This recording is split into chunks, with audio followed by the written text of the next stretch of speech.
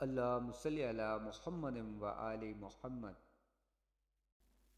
شروع کرتا ہوں اللہ کے ببرکت نام سے جو نہایت ہی مہربان اور رحم کرنے والا ہے۔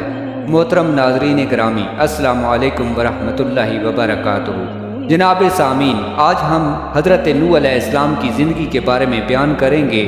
جب دنیا میں بت پرستی عام ہو گئی، لوگوں نے اللہ کو چھوڑ کر بتوں کو پوجا کرنا شروع کر دی اور وقت کے سرداروں نے لوگوں پر ظلم اور ستم کرنا شروع کر دیے۔ تو بتوں کی پوجا کی جو شروعات تھی، اس کے بارے میں ہم اپنی پچھلی ویڈیو میں بیان کر چکے ہیں۔ اللہ تعالیٰ نے حضرت نوح علیہ السلام کو اپنی قوم کی طرف رسول بنا کر بھیجا۔ حضرت نوح علیہ السلام کائنات میں اللہ تعالیٰ کے بھیجے ہوئے پہلے رسول ہیں۔ حضرت نوح علیہ السلام کا نسب نوح بن لامک بن متوشلخ بن خنوخ جو کہ حضرت ادریس علیہ السلام ہے، اس طرح ادریس علیہ السلام جو ہے نوح علیہ السلام کے پردادا ہوئے۔ نوح علیہ السلام کی قوم کو ابن جریر کی قول کے مطابق بنو راسب کہا جاتا ہے۔ نوح علیہ السلام اپنی قوم میں 950 سال کا عرصہ رہے اور لوگوں کو ہدایت دی کہ اللہ کے سوا کوئی معبود نہیں، صرف اللہ کی عبادت کرو کیونکہ اس کا کوئی شریک نہیں ہے۔ نوح علیہ السلام پہاڑوں پر رہتے تھے۔ نوح علیہ السلام جب لوگوں کو پیغام دیتے تھے تو لوگ ان کی باتیں نہیں سنتے اور اپنے کانوں میں انگلیاں ٹھونس لیتے تھے۔ لوگوں نے نوح علیہ السلام پر بہت دفعہ ستم کیا اور نوح علیہ السلام کو دھمکاتے تھے، لیکن نوح علیہ السلام تو اللہ کے بندے اور رسول تھے، ان کو اللہ کے سوا کسی کا خوف نہ تھا۔ جب لوگ نوح علیہ السلام پر ستم اور ظلم کرتے تو نوح علیہ السلام کی بیوی کہتی، نوح علیہ السلام کو چھوڑ دو، یہ کچھ نہیں جانتا، اس کے پاس کوئی علم نہیں ہے، یہ خود سے باتیں کرتا ہے۔ نوح علیہ السلام کا ذکر قرآن مجید میں بہت سی صورتوں میں آیا ہے، جیسے سورہ الاعراف، یونس، سورہ ہود، انبیاء، سورہ المومنون اور وغیرہ وغیرہ، اور سورہ نوح جو ہے پوری اس پر لکھی گئی۔ حضرت آدم علیہ السلام اور نوح علیہ السلام کے درمیان 10 قرن کا فاصلہ ہے۔ قرن سے مراد صدی ہے۔ حضرت آدم علیہ السلام اور نوح علیہ السلام کے درمیان 1000 سال کا فاصلہ ہوا۔ یہ لوگ بتوں کی جب پوجا کرتے تھے تو یہ وہ لوگ تھے جو آدم علیہ السلام اور نوح علیہ السلام کے درمیانی عرصہ میں نیک لوگ تھے، ان کے بت بنائے گئے تھے۔ یہ اس وقت کے نیک اور صالح لوگ تھے۔ شیطان نے ان کے دل میں وسوسہ ڈالا اور ان لوگوں نے ان کی بت اور مجسمے بنا کر ان کی عبادت کرنا شروع کر دی۔ نوح علیہ السلام کی اتنے عرصہ میں دعوت دینے اور محنت کے باوجود صرف چند لوگ نوح علیہ السلام کی پیروی کرنا شروع ہوئے۔ نوح علیہ السلام نے قوم کے سرداروں سے جب کہا تو قوم کے سرداروں نے نوح علیہ السلام پر شرط رکھی کہ تیرے ساتھ جو لوگ ہیں وہ نہایت ہی کم عقل، کمزور اور غریب لوگ ہیں، اگر آپ ان کو اپنے سے علیحدہ کر دو تو ہم تمہاری باتیں سننے کے لیے تیار ہیں، کیونکہ یہ ہماری شان کے خلاف ہے ہم ان کے درمیان بیٹھیں، ہم وقت کے سردار ہیں۔ تب نوح علیہ السلام نے صاف انکار کر دیا اور جواب دیا کہ یہ لوگ اللہ سے ملنے والے ہیں اور میں اللہ سے ڈرتا ہوں، اگر ان لوگوں نے میری شکایت اللہ کے پاس کر دی تو میں کیا جواب دوں گا؟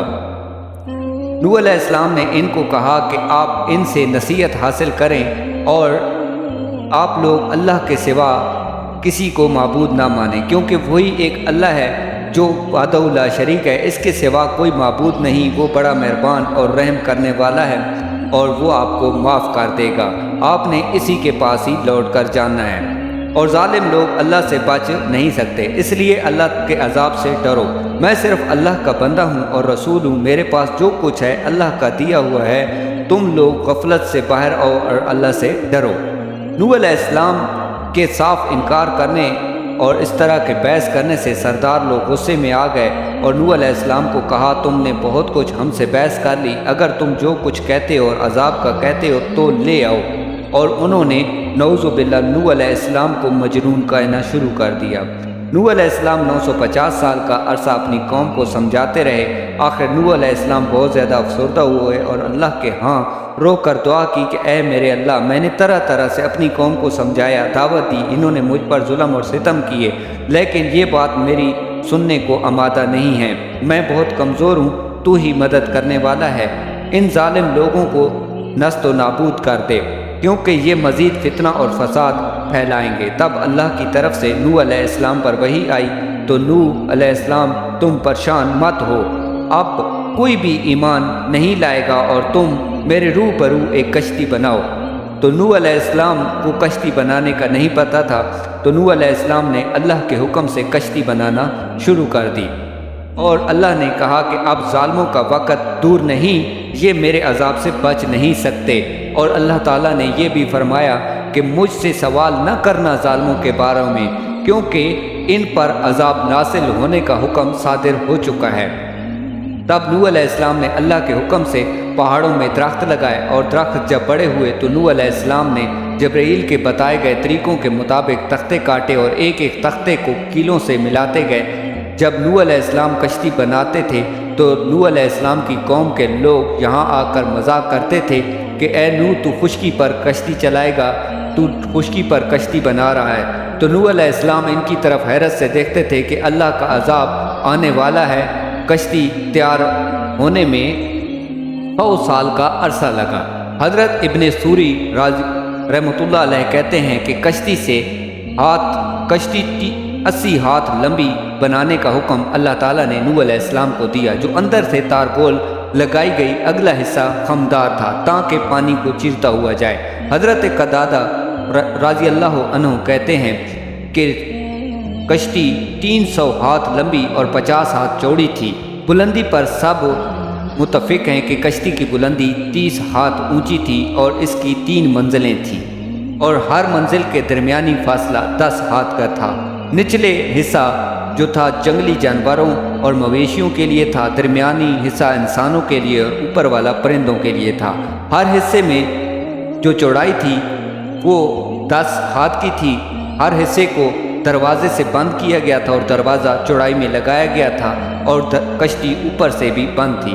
اللہ کا حکم ہوا جو سورہ المومنون کی آیت نمبر 23 اور 27 میں ہے، جب ہمارا حکم آ پہنچے اور تندور جوش مارنے لگے تو سب حیواناتوں میں جوڑا جوڑا نر اور مادہ 2 کشتی میں سوار کر لو، اور اپنے گھر والوں کو سوائے ان کے جو کافر اور منکر لوگ ہیں، کیونکہ ان کا حکم پہلے سے ہی صادر ہو چکا ہے، ان پر عذاب نازل ہو کر ہی رہے گا۔ چنانچہ امام ابن جریر اور دوسرے علماء کرام کے مطابق طوفان کی آمد اگست کی 13 تاریخ کو ہی۔ حضرت قتادہ رضی اللہ عنہ کہتے ہیں کہ نوح علیہ السلام کشتی میں رجب کی 10 تاریخ کو سوار ہوئے۔ چنانچہ جیسے ہی آندھی آئی اور طوفان آنا شروع ہوا اور تنور نے جوش مارنا شروع کر دیا، تو نوح علیہ السلام نے اپنے ساتھیوں کے ہمراہ کشتی میں سوار ہونا شروع کر دیا اور جانوروں کا جوڑا جوڑا سوار کر لیا۔ تب نوح علیہ السلام نے اپنے بیٹے یام کو بھی آواز دی کہ اے یام، تو بھی کشتی میں سوار ہو جا۔ یہ نافرمان اور منکر بیٹا تھا، اس نے جواب دیا کہ میں پہاڑوں کی پناہ لے لوں گا۔ تو نوح علیہ السلام نے کہا آج کوئی بچانے والا نہیں ہے، لیکن یام نہ آیا اور لہروں کی زد میں آ کر غرق ہو گیا۔ نوح علیہ السلام کی کشتی میں پرندوں میں سب سے پہلے طوطا سوار ہوا، اور آخر میں گدھا، اور گدھے کی دم کے ساتھ ابلیس شیطان بھی اندر آیا۔ اس دن اللہ نے آسمان پر پانی کی نہریں بہا دی، زمین میں پانی کے چشمے نکلے، پانی اتنا زیادہ کہ ایسا طوفان نہ پہلے کبھی آیا تھا اور نہ آئے گا۔ پانی کی اونچائی پہاڑوں سے 15 ہاتھ بلند اور کہیں 80 ہاتھ بلند بھی لکھی گئی ہے۔ نوح علیہ السلام نے کشتی میں اللہ کی حمد و ثنا بیان کی اور کشتی پانی کے اوپر لہروں پر تیرنے لگی۔ کشتی میں سواروں کی تعداد 80 تھی، جن میں نوح علیہ السلام کے گھر والے اور مومن لوگ تھے۔ نوح علیہ السلام کی کشتی نے 40 دن بیت اللہ شریف کا طواف کیا، اور نوح علیہ السلام 150 دن کشتی میں رہے۔ آخر نوح علیہ السلام کی کشتی دریا دجلہ کے مشرقی طرف پہاڑی جودی سے جا کر ٹکرائی اور رک گئی۔ روئے زمین پر سوار اس کشتی میں جو لوگ تھے، ان کے علاوہ روئے زمین پر نہ تو کوئی چرند پرند بچا، کچھ بھی نہ بچا، سب اللہ کے عذاب کا شکار ہو گئے۔ جودی پہاڑی پر کشتی ایک ماہ رکی رہی۔ نوح علیہ السلام نے باہر کے حال معلوم کرنے کے لیے طوطے کو بھیجا، تو طوطا چونچ میں زیتون کی ٹہنی لے کر آیا اور اس کے پنجے کیچڑ سے لتھڑے ہوئے تھے۔ تب نوح علیہ السلام سمجھ گئے کہ زمین پر خشکی آ گئی ہے۔ نوح علیہ السلام 10 محرم کی تاریخ کو زمین پر اترے اور وہاں ایک نئی بستی سامانین کے نام سے بسائی۔ نوح علیہ السلام کے ساتھ کشتی میں اس کے 3 بیٹے سوار تھے، جن میں سام، حام اور یافت ہیں۔ اس کے بعد سام سے عربی نسل چلی، حام سے سوڈانی اور یافت سے ترکی نسل چلی۔ نوح علیہ السلام کی کشتی کو اللہ نے لوگوں کے لیے عبرتناک بنایا۔ آج بھی یہ کشتی مشرقی ترکی کوہ ارارات پر ویسے ہی ہے۔ نوح کا وقت جب قریب آیا تو اس نے اپنے بیٹوں کو وصیت کی اور 2 کام کرنے کے حکم دیے اور 2 کاموں سے روکا۔ ایک کام لا الہ الا اللہ کا ورد کا کبھی نہ چھوڑنا، کیونکہ آسمان اور زمین کی طاقتیں مل کر بھی اس کا پلڑا پھر بھی بھاری ہو جاتا ہے۔ اور دوسرا سبحان اللہ و بحمدہ سبحان اللہ العظیم کا ذکر کرتے رہنا۔ 2 کاموں سے روکا، ایک غرور اور دوسرا تکبر۔ نوح علیہ السلام کا وقت قریب آیا اور وہ اس دنیا سے جب رخصت ہوئے تو رخصت ہونے کے بعد نوح علیہ السلام کا مزار مسجد الحرام میں ہے۔ جناب سامعین، آج کا ہمارا مضمون یہاں پہ ختم ہوتا ہے۔ امید کرتا ہوں کہ آپ لوگوں کو میری ویڈیو پسند آئی ہوگی، اور آنے والی نیکسٹ ویڈیو تک میں آپ سے اجازت چاہتا ہوں، اور اب تک کے لیے اللہ حافظ۔